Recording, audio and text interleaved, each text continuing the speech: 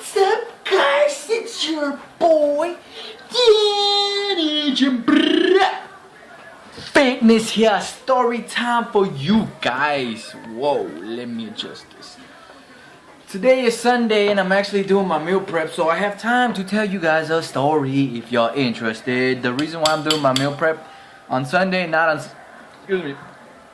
Saturdays like I usually do them, is because I went to watch the Manny Pacquiao fight yesterday.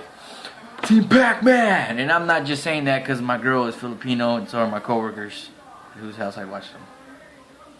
Anyways, if you guys haven't seen or observed, I have a scar right here on my left bicep, which is in a somewhat compromising location of my body.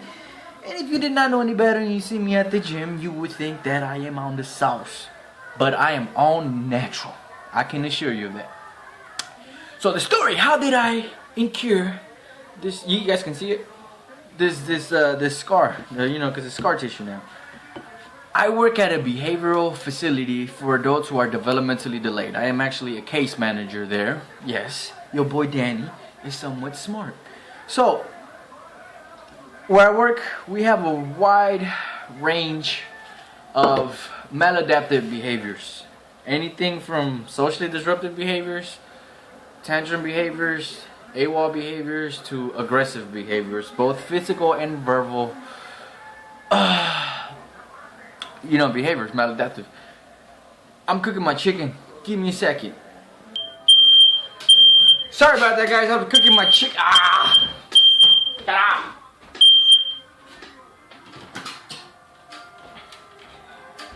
Nothing like telling you that you're burning your food like one of these things. Sorry about that.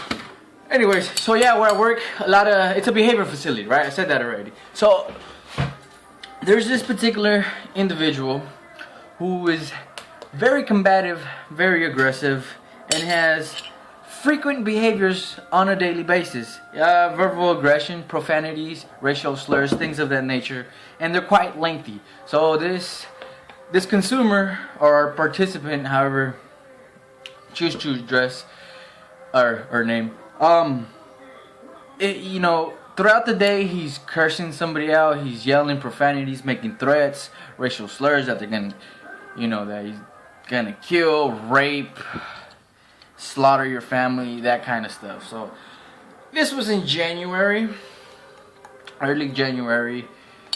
We were in the facility and it was during lunchtime, so we were heating up lunches for our other participants. And being that, you know, I'm a supervisor, I tend to go and supervise them when they eat because they have a high risk of choking. So just, you know, to provide added supervision and to be vigilant, during lunchtime I go and I supervise everybody.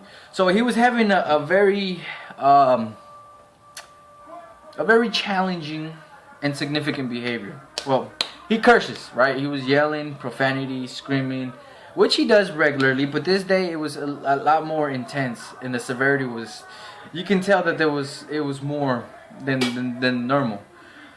And being that we are a behavior facility, we have behavioral assessments or individual service plans to how to redirect or how to you know, how to deal with the behaviors. So you know, he has a history of verbal aggression, which what he was engaging in, and it was quite lengthy. I think he was maybe 4 or 5 minutes into this, and you know, he wasn't responding to verbal redirecting. He was just cursing, making threats. So part of our the behavioral assessment, part of the behavioral plan is to do what's called planned ignoring, right? Because the reason he's doing that was not only to release energy, or it functions to release energy or frustration, but also part of the behavior is attention seeking, right? Because it's hard to ignore this behavior because it's so intense.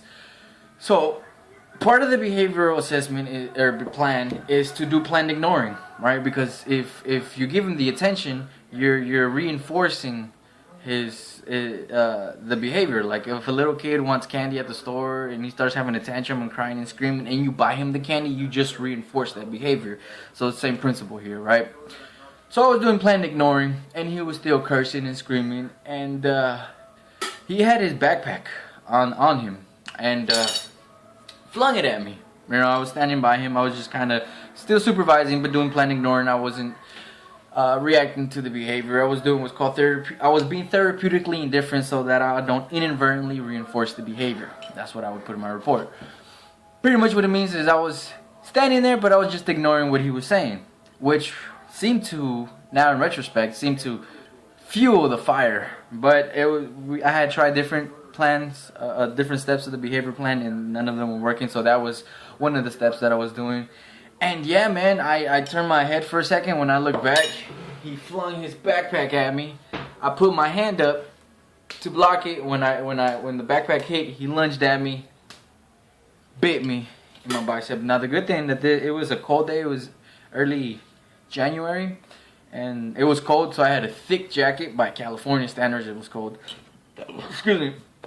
I had a thick jacket, so he didn't really break the skin. Well, he broke the skin, but it wasn't, tooth to skin contact. It was through the jacket. And yeah, man, he left me this. And the thing is, I've gotten bit before at work here, and you can't see anything because there were actual, lengthy or a full size bite mark, and within 8 weeks, the bruising went away. It was just a big bruise, but it went away.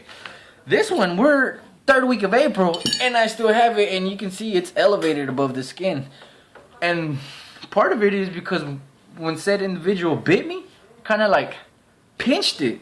And so now I have this, and when I walk around in the gym, the novice lifters or the guys there, they look at me and I can hear them whispering, and maybe I'm just self-conscious, but I think they think I'm on the sauce.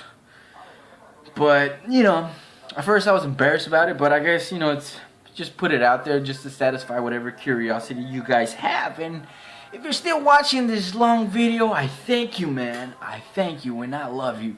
I'm gonna get back to cooking my chicken. Make sure you press the like button.